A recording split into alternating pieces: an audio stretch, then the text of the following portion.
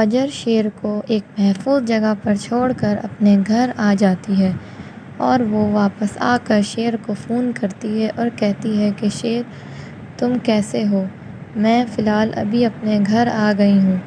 اور تم اپنے کانٹیکٹ وغیرہ کو سب کو بند کر کے رکھو کیونکہ میرا بھی فون بند ہو جائے گا کچھ گھنٹوں کے لیے، کیونکہ گھر والوں میں خبر پہنچ گئی ہے کہ تم اسائلم میں نہیں ہو، تم وہاں سے بھاگ گئے ہو اور یہ خبر میرے گھر تک بھی پہنچ گئی ہے اور تمہارے گھر تک بھی، اور تمہارے گھر والے تمہیں بہت زیادہ ڈھونڈ رہے ہیں اور میں یہ بالکل نہیں چاہتی کہ جب تک تم صحیح ہو تم اپنے گھر والوں سے ملو، کیونکہ تمہارے چاچا تمہاری جان کے دشمن ہیں اور یہ بات تم بھی جانتے ہو اور میں بھی جانتی ہوں، تو تم اپنا خیال رکھنا اور وہاں پر اپنی دوائیوں کا سارا خیال رکھنا۔ میں آؤں گی، چکر ضرور لگاؤں گی اور کچھ گھنٹوں کے لیے مجھے فون مت کرنا، میرا فون تمہیں بند ملے گا۔ وہاں پر ایک ڈاکٹر ہائر کر کے وہ چلی جاتی ہے کیونکہ شیر کی طبیعت ابھی بھی بہت زیادہ خراب ہے، وہ ابھی صحیح طریقے سے اسٹیبل نہیں ہوا ہے، کیونکہ اس کی طبیعت بالکل ویسی ہی ہے جیسی اس کی طبیعت پہلے تھی، کیونکہ اس کا تو علاج صحیح ہوا ہی نہیں۔ اور اب دوسری جگہ یہ دکھائیں گے کہ جو شیر کے گھر والے ہیں وہاں پر کافی زیادہ شور مچ گیا ہے اور شیر کی ماں گھر پر ہر کسی پہ شک کر رہی ہے اور وہ یہ کہہ رہی ہے کہ میرا بیٹا غائب ایسے کیسے ہو سکتا ہے،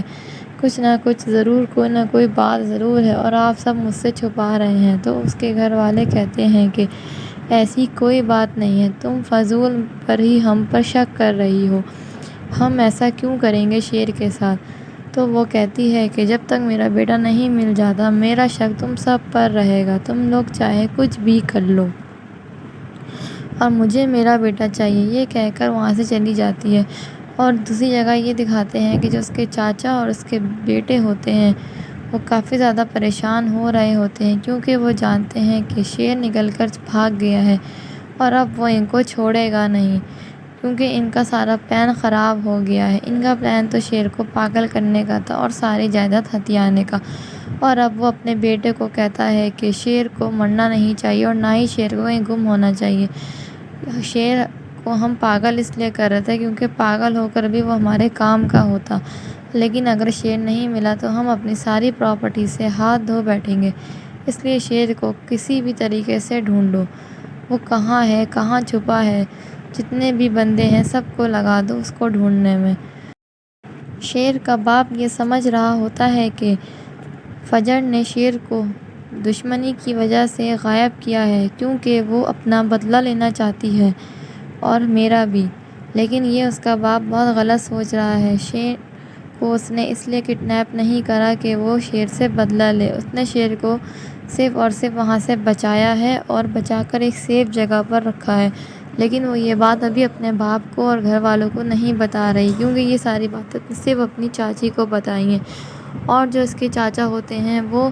اس پر شک کرتے ہیں اور آ کے اس کو کہتے ہیں کہ مجھے کچھ سمجھ نہیں آ رہا، شیر کو اس نے وہاں سے غائب تو کروایا ہے لیکن مجھے یہ بات ابھی تک سمجھ نہیں آئی کہ فجر تمہیں دھوکہ دے رہی ہے یا اپنے باپ کو، یہ والی بات جب تک کنفرم نہیں ہو جاتی تم یہ کیسے سوچ سکتی ہو کہ وہ تمہارے بھتیجے کو حفاظت میں رکھے گی؟ تو وہ کہتی ہے کہ مجھے فجر پہ پورا بھروسہ ہے، فجر اس کے ساتھ کبھی بھی کچھ بھی غلط نہیں ہونے دے گی۔ اور اب یہ دکھائیں گے کہ شیر کو بھی فجر سے محبت ہو گئی ہے کیونکہ شیر نے خود فجر کو یہ والی بات بولی ہے کہ مجھے اگر تمہاری یاد آئے گی تو میں تمہیں کیسے فون کروں گا، تمہیں کیسے بات کروں گا؟ تو وہ کہتی ہے کہ تمہیں میری یاد کیوں آئے گی؟ تو وہ اس سے بولتا ہے کیا تمہیں نہیں آئے گی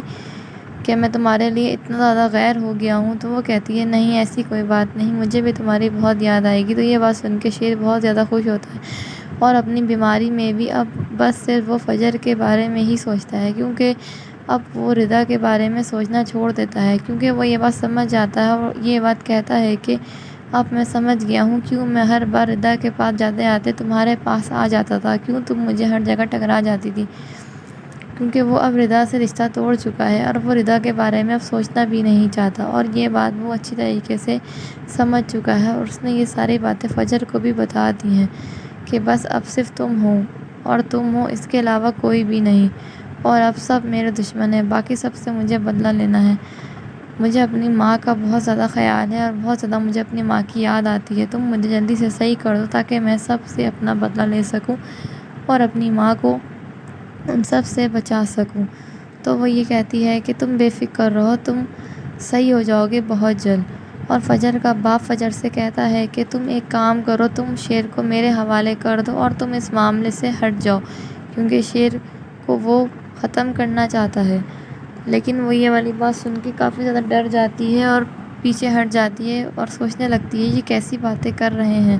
بس اب نیکسٹ ایپیسوڈ دیکھتے ہیں کیا دکھاتے ہیں نیکسٹ ایپیسوڈ میں۔ کافی زیادہ انٹرسٹنگ ڈرامہ ہوتا جا رہا ہے،